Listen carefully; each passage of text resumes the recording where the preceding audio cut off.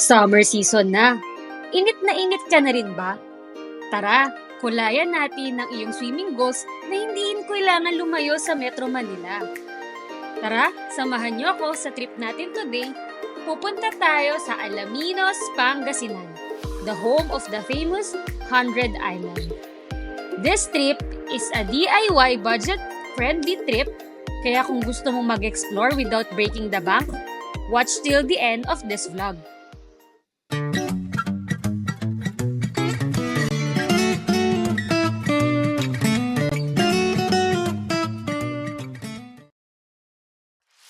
From Manila, pwede kang sumakay ng bus papuntang Alaminos, Pangasinan from Cubao or Pasay Terminal.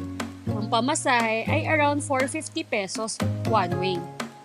Mga 4 to 5 hours ang biyahe, kaya dapat ready ka sa snacks, music at chika. In our case, sumakay na lamang kami via our private car. Kayang-kayang i-day tour ang 100 Islands. Or pwede rin naman na mag-check-in sa mga hotel or transient nearby the place, and that's what we did.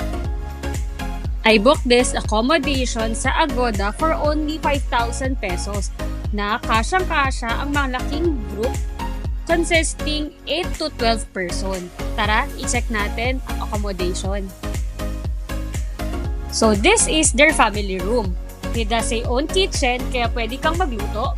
Has its own balcony, private CR na may hot and cold shower, 2 queen size ang double deck nila na may pull-out bed, kaya kasyang-kasya ang 8 to 12 person sa sobrang spacious ng room. The next day. About 5 minutes ride, darating tayo sa Lookout Wharf, ang gateway to the 100 Islands.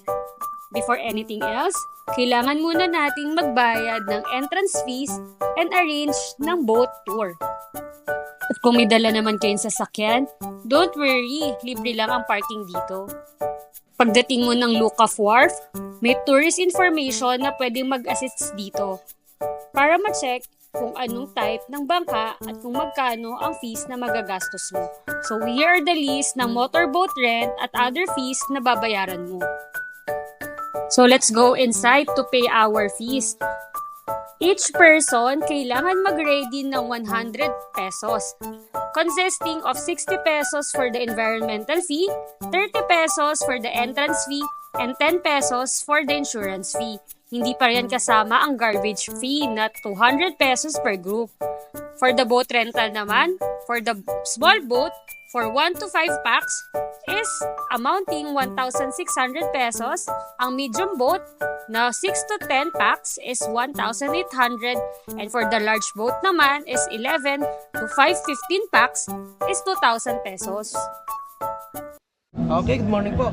Ganito po yung boat po natin. Bali ang package nito hanggang 4:30 lang po naman tayo ng hapon.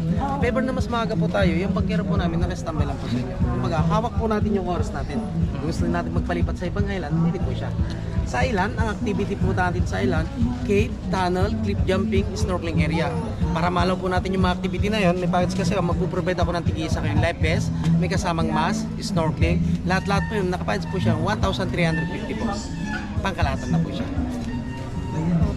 Kaya kung wala kayong dalang snorkeling gears, pwede kayong mag-rent dito. Pero kami, buti na lang, may dala kaming sarili, kaya hindi na kami nagbayad ng extra fees. So ano pang hinihintay natin? Let's start our 100 Island Pangasinan adventure. May more than 100 islands talaga dito, pero usually 5 to 7 islands lang ang kayang i-visit sa isang tour. Ang first island to visit, ang Governor's Island, na may view deck na kung saan makikita ang isang pinakamalaking statue ni Jesus Christ. Mula dito sa view deck na ito, tanaw mo na rin na iba't ibang island. Ang ganda mag-picture dito. Ang 100 Island National Park ay isang sikat na tour spot sa Alaminos, Pangasinan lang matatagpuan. Isa ito sa mga pinakakauna-unahang national park sa Pilipinas. Mayroon itong 123 island at ang water dito ay nagbumula sa crystal clear waters ng Lingayen Gulf. Kung gusto mo naman mag-overnight sa isa sa mga island dito, pwedeng-pwede. Makipag-ugnayan lamang kayo sa tourist information sa Lookout Wharf with an extra charge. Aside from Governor's Island na may napakagandang view deck, isa sa mga different island na pwede mong pantahan ang Quezon Island na may perfect spot for swimming at chill picnic vibes. Ang Marcos Island naman kung mahilig ka sa thrill at try mo ang mag-cave dive. At for the childrens out there, mayroong Children Island na perfect for families and chill swimming lang dito dahil sa napakababaw ang tubig. Grabe ang linis ng tubig dito, napaka-clear at crystal clear ng water. Ang sarap mag-swimming, sobrang lamig kahit tirik na tirik ang araw. Pwede rin kayong mag-rent ng kayak dito for as low as 250 pesos or pwede rin kayong mag-banana boat para mas ma-enjoy ang under the sun activities. Kahit saang island ka pa mapunta, kung pagkain ang hanap mo, hindi ka magugutom. Boodle fight ba ang hanap mo? Sulit na sulit sa 1,000 pesos good for group sharing na available dito.